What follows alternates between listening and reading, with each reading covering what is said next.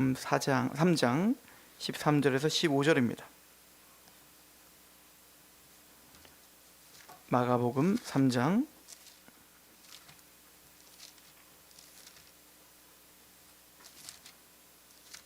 13절에서 15절까지 말씀. 우리 함께 봉독할까요? 시작. 또 산에 오르사 자기가 원하는 자들을 부르시니 나오는지라. 이에 12를 세우셨으니 이는 자기와 함께 있게 하시고 또 보내사 전도도 하며 귀신을 내쫓는 권능도 가지게 하려 하심이로라. 아멘. 자, 기도하겠습니다. 하나님 감사합니다. 오늘 2023년도를 보내고 이제 하나님께서 우리에게 새롭게 허락하실 2024년도를 맞이합니다. 2024년도 하나님과 동행하는 한 해가 되게 하시옵소서. 우리가 그리스도를 쫓아 걸어가는 제자의 길 소망합니다. 하나님, 하나님과 동행하는 그 기쁨, 하나님과 동행하는 그 감격 가운데 2024년도도 힘있게 걸어가게 하옵소서. 오늘 약속의 말씀을 듣습니다. 그 말씀이 우리를 힘있게 하며 기쁘게 하며 또 넉넉히 어떠한 상황 속에서도 이기게 하는 능력이 되게 하시옵소서. 예수님의 이름으로 감사하며 기도합니다. 아멘. 2024년도 우리가 표로 삼은 것은 하나님과 동행하는 제자입니다.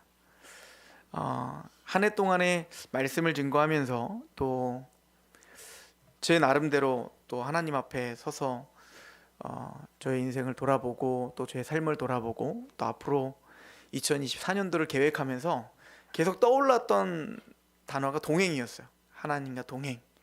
특별히 창세기 강해를 또 창세기 묵상을 많이 했었는데요. 그 묵상에서도 하나님이 진짜 하나님의 백성들에게 원하는 게 뭘까? 하나님이 아담에게 진짜 원했던 게 뭘까? 딱 하나요. 하나님과 함께 동행하기를 바랬던 거였습니다. 에덴 동산에서 하나님과 대화를 나누기를 원했고 하나님과 함께 거닐길 원했고, 그죠? 그래서 하나님의 뜻과 하나님의 비전을 함께 나누면서 함께 감격하고, 여러분들 사랑하는 사람과 그 뜻이 같은 사람을 만날 때가 있잖아요. 막 뜻이 같고 막 말이 통하고 그럼 또 만나고 싶고 함께 있고 싶잖아요. 같이 이야기하면 더 얘기하고 싶은 사람이 있지 않습니까? 그래서 이 사람과 긴 대화를 나눌 수 있을까? 그랬는데 막상 가봤더니 너무 말이 잘 통해서 하루 종일 이야기해도 시간이 부족한 사람들이 있단 말이죠. 예전에 그 김영희 목사님이 이제 미국에서 처음으로 이제 광주로 와서 베살렘 교회를 개척했을 때, 그때 우리 교회 성도들 한 7분이랑 저랑 같이 그 베샬롬 교회를 갔었어요. 근데 그때 저도 가면서 얘 맞는 건가? 처음 보지도 못한 분이고 처음 그냥 전화를 제가 한 거예요. 제가 찾아가겠다. 그래서 가면서도 가고 이거 민망해서 어떡하지? 서로 불편하면 어떡하지? 그분은 또 나이가 많고 저는 또 굉장히 젊은 그때 30대 초반 목사였잖아요. 괜히 간다고 한 거 아닌가? 근데 나중에 알고 봤더니 김혜희 목사님도 왜 온다고 하지? 뭔 얘기를 하지? 그랬다는 거예요. 그래서 만났는데 정말 시간 가는 줄 모르고 이야기했던 것 같아요. 그분이 본 책들, 그게 제가 본 책이었고 제가 스승으로 삼았던 그 믿음의 선배들이 그분의 선배였고 제가 쓰는 용어가 그분이 쓰는 용어였던 거예요. 그래서 너무 행복해서 집에 들어왔는데 저희 아내가 저한테 얘기하기를, 나는 여보랑 그렇게 비슷한 분을 난 처음 봤다. 그 뒤로 이제 계속 교제를 하는 거죠. 동행이란 뭐냐면 그냥 같이 있으면 더 많은 이야기를 나누고 싶은 거예요. 내 꿈을 이야기해주고 싶은 거예요. 난 이런 교회를 꿈꿔요. 나는 이런 신앙을 꿈꿔요. 나는 이렇게 정말 삶이 이렇게 되었으면 좋겠어요. 맞아, 내가 원하는 게 그거거든. 나도 그런 걸 원하는 거거든. 난 그런 교회 원해. 나 그런 믿음 원해. 나 정말 그런 하나님을 찾고 싶어. 난 정말 그런 하나님 앞에 마음껏 기뻐하며 살고 싶어. 그런 말들을 할 때 너무 기쁜 거예요. 너무 행복한 거죠. 우린 그걸 동행이라고 하는 것입니다. 단순히 몸만 같이 가는 게 동행이 아니고 함께 한 곳을 바라보는 거예요. 그냥 단순히 함께 한 곳을 바라보는 게 아니라 그게 너무 함께 기쁜 거예요. 그게 막 함께 기대가 되는 겁니다. 그걸 우린 동행이라고 이야기하는 것이죠. 하나님이 우리 인간을 다른 피조물과 다르게 창조한 게 바로 하나님의 형상대로 창조했다는 것입니다. 하나님의 형상대로 지정의를 주셨다는 것입니다. 성부와 성자와 성령 하나님이 각각의 인격체이시잖아요. 근데 그분들은 하나씩 한 분이세요. 그 얘기는 사랑으로 하나인 거예요. 그들은 뜻이 하나이고 목적이 하나이고 서로 말이 통해요. 말이 통하는 정도가 아니라 성령님이 말씀하시면 예수님 말씀하시는 것과 같고 예수님 말씀하시면 하나님의 생각과 동일한 겁니다. 거기는 한치의 오차도 없는 것이죠. 그걸 하나됨이라고 이야기한다고요. 그걸 동행이라고 이야기한다고요. 그리고는 하나님께서 우리 인간을 창조하실 때 다른 피조물과 다르게 영적인 존재로 인격적인 존재로 만드셨던 이유는 그런 하나님과 동행하게 하기 원한 거예요. 같이 에덴 동산을 거니시며 그 아담과 이야기 나누고 싶었던 거예요. 아담아, 나는 이런 나라를 꿈꾼단다. 아담아, 나는 이런 에덴 동산을 꿈꿔. 단순히 에덴 동산이 끝이 아니란다. 내 비전은 뭔 줄 알아? 아담아, 나는 이 에덴 동산으로 시작되는 그 내게 광이 철철철 흘러 넘쳐서 저 땅끝까지 이뤄 풍성한 문명이 일어나는 것처럼 너를 통해서 나는 이 모든 만물 땅끝까지 물이 바다 덮음과 같이 하나님의 영광이 가득한, 아름다움이 가득한, 하나님께 영광스러움이 가득한 그런 나라를 꿈꿔. 타락하기 전에 아담은 거기에 감격했던 겁니다. 맞아요, 하나님. 나도 그랬으면 좋겠습니다. 하나님 이름이 영광받았으면 좋겠습니다. 하나님, 내가 그 기쁨이에요. 하나님이 찬양받으면 내가 기뻐요. 하나님을 노래하면 내가 노래하는 것 같아요. 나도 그랬으면 좋겠어요. 하나님, 나를 통해서 그 일을 이뤄주세요. 난 주님과 그 일을 이루는 게 내 인생의 목적이에요. 사자의 이름을 짓고 늑대라는 이름을 짓고 만물의 이름을 짓고 경작하고 다스리면 다스릴수록 난 그 꿈을 그리며 에덴 동산을 다스리는 거예요. 이게 원래 타락하기 전 아담의 모습이었던 겁니다. 죄가 들어옴으로 그게 산산이 부서진 것이죠. 이제는 하나님은 여전히 그 아담을 찾습니다. 아담아, 아담아 어디 있냐? 대화를 나누자. 함께 걷자. 얘기를 하자. 내가 좋아하는 거, 우리가 기뻐하는 거, 우리가 그렇게 사랑했던 거, 우리가 그토록 영화롭고 아름답게 여겼던 그 이야기 나랑 하자. 근데 타락한 아담은 하나님이 두렵습니다. 숲으로 숨어버립니다. 도망가 버립니다. 이게 죄입니다. 관계가 끊어진 겁니다. 이제는 하나님이 좋아하는 것과 내가 좋아하는 것과 상관이 없게 됐습니다. 하나님이 아름답다, 영화롭게 생각했던 것들과 내가 생각하는 영화롭고 아름다운 것과 아무런 관계가 없어진 것입니다. 이게 타락이죠. 가인은 타락하여서 하나님이 진짜 뭘 하나님 원하시는 걸 알지 못해서 내 마음대로 예배를 드렸습니다. 내 고집대로 예배를 드렸습니다. 하나님 받으실 수가 없었습니다. 하나님 그걸 기뻐할 수가 없었습니다. 그러나 가인은 하나님의 마음에 안중도 없었습니다. 하나님이 마음에 들건 안 들건 아무런 관계 없었습니다. 왜 내 거 안 받았냐? 이거밖에는 온통 내 생각밖에 나밖에 없습니다. 나 잘 되는 거, 나 기쁜 거, 내가 먹는 거, 내가 입는 거, 내가 하는 거. 그러니 온통 불평투성입니다. 하나님이 하는 게 다 못마땅합니다. 나에게 맞춰지지 않는 것 같아요. 그 하나님과의 관계가 끊어지면 사람과의 관계도 끊어버리겠습니다. 아벨을 쳐죽이기까지 하죠. 그런 타락한 세대에도 남은 자는 있었습니다. 믿음의 사람들은 있었습니다. 그게 아벨이었고 에녹이었고 셋이었고 노아였고 아브라함이었죠. 여러분들, 이 믿음의 사람들의 공통점이 뭡니까? 하나님이 에녹에게 요구했던 게 뭡니까? 성경에서 칭찬하는 게 뭡니까? 에녹은 믿음이 있어. 하나님께 뭘 드렸다고 합니까? 뭘 드리긴 뭘 드립니까? 하나님께 드릴 수 있는 게 뭡니까? 딱 하나입니다. 하나님과 동행했다. 하나님의 마음을 알았다는 겁니다. 하나님이 좋아하는 것 좋아하고, 하나님이 원하는 걸 간절히 갈망하고, 하나님의 템포에 맞추어 걸어가는 사람들. 그걸 믿음의 사람이라고 이야기하는 겁니다. 오늘 본문에 예수님께서 제자들을 택하셨습니다. 산에 오르사, 산에 오르는 건 두 가지로 올라가죠. 첫 번째는 기도하시기 위하여 산에 늘 올라가셨습니다. 또 하나는 모세가 시내산에서 하나님을 만나셨던 것처럼 거기서 하나님과 대면하셨던 것처럼 아마 하나님을 홀로 대면하시기 위해 가셨겠죠. 산에 오르사 자기가 원하는 자를 부르시니 나오는지라. 하나님은 하나님의 뜻에 맞는 하나님의 백성이 누구인지를 물어보러 올라가셨을 겁니다. 아버지가 원하는 게 무엇입니까? 아버지, 누구를 불러야 되겠습니까? 나는 누구를 위하여 이곳에 왔습니까? 내가 누구를 위하여 죽기까지 아버지께 복종하며 누구를 살리시기를 원하십니까? 예수님은 구원하는 그 한 영혼 한 영혼도 자신의 뜻대로 부르는 게 아니라 산에 오르사 하나님의 뜻을 물어보며 하나님의 말씀대로 우리를 부르시기로 작정하셨습니다. 이게 요한복음 6장에 있는 얘기입니다. 나중에 읽어보십시오. 내가 이 땅에 온 것은 아버지의 뜻을 행하려 함이니 아버지께 나에게 준 자를 마지막 날에 다 살게 하려 하심이라. 예수님이 이 땅에 오신 것은 아버지의, 요한복음 17장을 말합니다.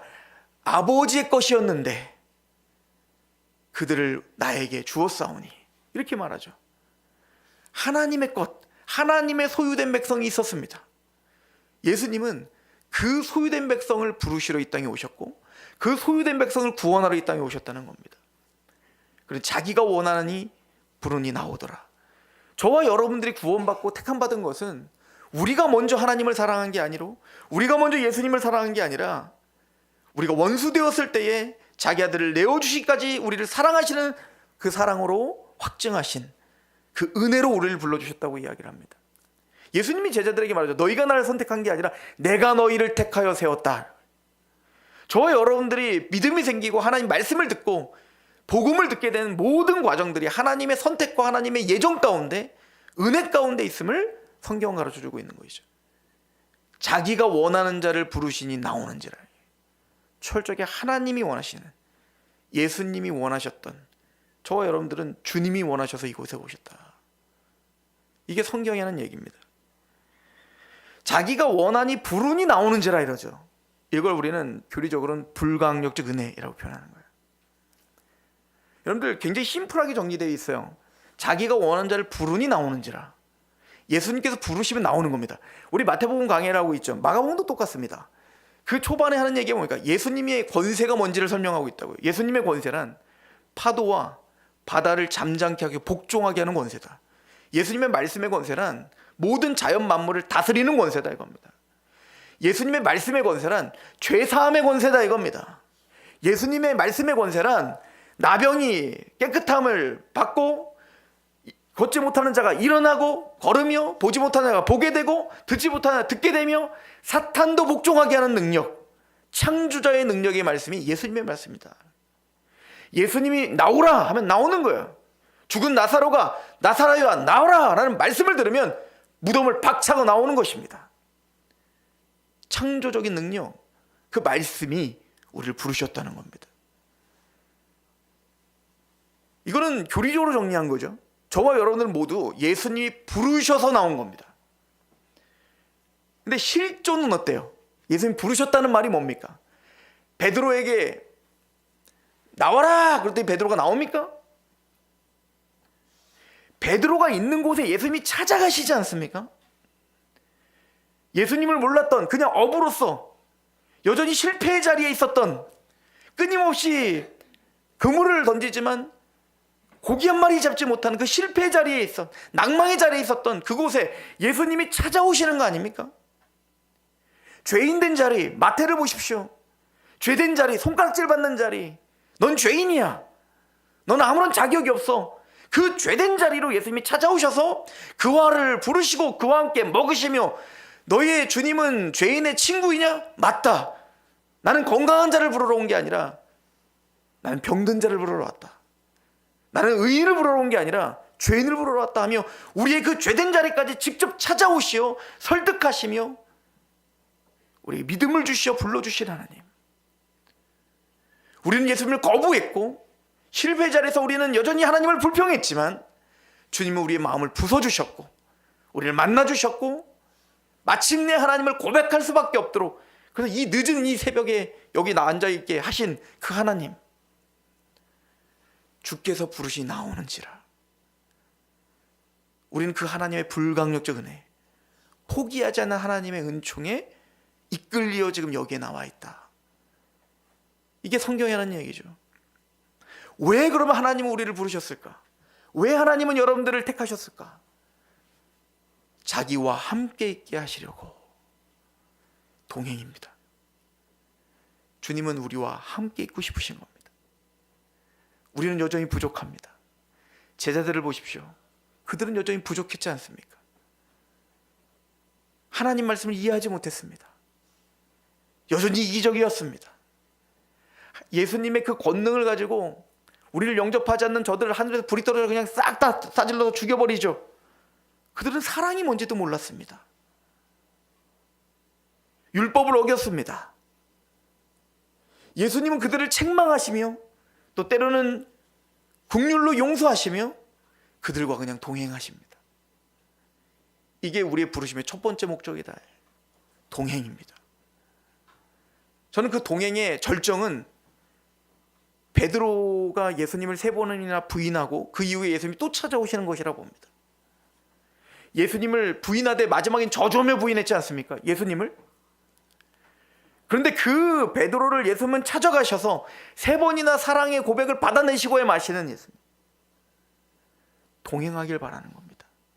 맞아, 넌 날 부인했지. 맞아, 너 이 숯불 앞에서 너 나 3번 부인했잖아. 그래도 너 나 사랑해. 예, 주님, 내가 당신을 사랑하시는 줄 당신이 아십니다. 예, 주님, 내가 당신을 사랑합니다. 그게 동행입니다. 우리의 나약함을 인정하는 겁니다. 여전히 넘어지고 여전히 부족하다는 걸 압니다. 그럼에도 불구하고 내가 당신을 사랑할 수밖에 없다는 것을 고백하는 겁니다. 그런 나인데도 불구하고 또 찾아오시어 사람의 고백을 받아내시고야 마시는 그 하나님의 불가항적 은혜가 나를 붙들고 있다는 그 확신이 있는 것. 그래서 오늘도 다시 걸어갈 수 있는 힘이 있는 것. 그래서 내가 죄된 자리이든 연약의 자리이든 내가 성공하는 자리이든 그 가운데서 하나님이 찬양받기를 원하고 하나님이 원하시는 나라가 여전히 부족하지만 나를 통해 이루어지기를 갈망하고 함께 즐거워하고 함께 기뻐할 수 있는 사람, 전 그게 동행하는 사람이라고 봅니다. 그리고 그들을 제자라고 이야기하는 거예요. 제자 훈련하면 많은 프로그램들이 있어야 되겠죠. 재정에 대해서, 시간 쓰는 거에 대해서, 관계에 대해서, 기도 훈련, 말씀 훈련, 예배 훈련, 우리는 수많은 가지의 훈련을 받아야 되겠죠. 그러나 그 모든 밑바닥에 하나님과 동행하고 있냐가 먼저예요. 하나님과 동행하고 있냐는 말을 두 가지로 함축한다면 하나님을 사랑하고 있냐고 물어보고 있는 거예요. 네가 얼마나 하나님을 잘 따라가냐, 얼마나 네가 거룩하게 행하냐, 그건 둘째 문제고요. 우리가 얼마나 열심히 하면 뭐 하나님이 원하시는 만큼 거룩해지겠습니까? 저와 여러분들이 마지막 죽는 그날, 호흡이 끊어지는 그날 예수님만큼 되겠습니까? 우리는 발끝도 못 따라갈 겁니다. 여전히 부족할 겁니다. 바울의 고백을 보십시오. 바울이 그 삶의 마지막 그날까지 바울은 내가 죄인 중에 괴수입니다 라고 이야기합니다. 신앙이 커지면 커질수록 죄됨이 더 보이는데 어찌 내가 믿음이 좋다 자랑할 수 있겠습니까? 더 낮아질 수밖에 없고 하나님 앞에 더 겸허하게 서 있을 수밖에 없는 게 우리의 연약함 아닙니까? 우리가 물어볼 수 있는 것은 그럼에도 불구하고 하나님을 사랑하냐? 그리고 우리가 진짜 하나님을 사랑하기 때문에 하나님이 원하는 걸 나도 원하냐? 예, 하나님, 난 하나님이 원하는 걸 하고 싶어요. 내 가정이 하나님이 원하는 모습대로 변화되고 싶어요. 하나님, 내 모습이 내가 원하는 내 모습이 아니라 하나님이 원하시는 그 모습대로 내가 진짜 변하고 싶습니다. 하나님, 내 자녀가 내가 원하는 자녀가 아니라 하나님이 원하는 자녀로 성장하길 바랍니다. 하나님, 우리 교회가 세상이 알아주고 세상 앞에 자랑할 수 있는 교회 말고 세상이 뭐라고 하든 하나님 앞에 자랑할 수 있는 교회, 하나님이 기뻐하는 교회가 우리 교회가 되기를 원합니다. 내가 그런 목사가 되길 원하고 그런 장로가 되길 원하고 그런 권사가 되기 원하고, 그런 집사가 되기 원하고, 그런 성도가 되기를 원합니다. 그 마음이 있냐? 그게 제자입니다. 저는 2024년도 그 선명한 방향이 회복되었으면 좋겠다는 마음이 듭니다. 그럴 때 우리는 하나 됩니다. 그 분명한 방향이, 선명한 방향이 있을 때 우리는 자기를 내려놓을 수 있습니다. 나보다 남을 낮게 여길 수 있습니다. 비판하기보다 그를 위해주고 그의 사랑의 고백을 할 수 있는 것은 단순히 사랑의 운동, 교제 운동, 사랑 동호회 이런 걸 통해 되는 게 아니라, 시스템으로 되는 게 아니라 사랑입니다. 각자가 하나님과 동행하는 법을 배우시면 됩니다. 사람을 볼 필요가 없습니다. 그냥 내 홀로 하나님 말씀 앞에 서서 그냥 하나님을 바라보신 대로 가다 보면 우리는 더욱더 하나가 될 것이고, 또 우리는 더욱더 탄탄하게 세상이 흔들 수 없는 그런 교회가 되어갈 것이고, 우리는 그 앞에 벽돌이 되어 성전으로 지어져 가고 있을 것입니다. 저는 기대함이 있습니다. 하나님께서 2024년도 우리 상록교회에 그 은혜를 부어주실 걸 믿습니다. 가정이 회복되길 원합니다. 우리 신앙이 회복되길 원합니다. 하나님에 대한 마음이 회복되길 원합니다. 하나님이 원하시는 걸 원하는 제자, 하나님을 지극히 사랑해서 하나님이 원하는 그 나라, 그 교회, 그 가정, 그 신앙을 꿈꾸는 제자, 2024년도 하나님이 이미 시작하셨습니다. 하나님이 동행하실 것입니다. 그 동행의 기쁨을 누리는 한 해 되시기를 축원합니다. 기도하겠습니다. 우리 함께 통성으로 좀 기도했으면 좋겠습니다. 하나님, 2024년도 약속의 말씀을 갖습니다. 또 산에 오르사 자기가 원한 자를 부르시니 나오는지라. 이에 12를 세우셨으니 이는 자기와 함께 있게 하시고 또 보내사 전도도 하며. 하나님이 진짜 우리에게 원하는 건 하나님과 동행하는 건 줄 압니다. 하나님, 우리 마음을 회복시켜 주세요.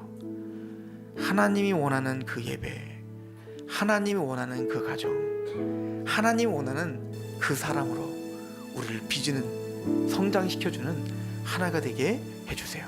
하나님께 간절히 기도하며 나갈까요? 기도하시겠습니다. 아버지 하나님, 너무나 감사합니다.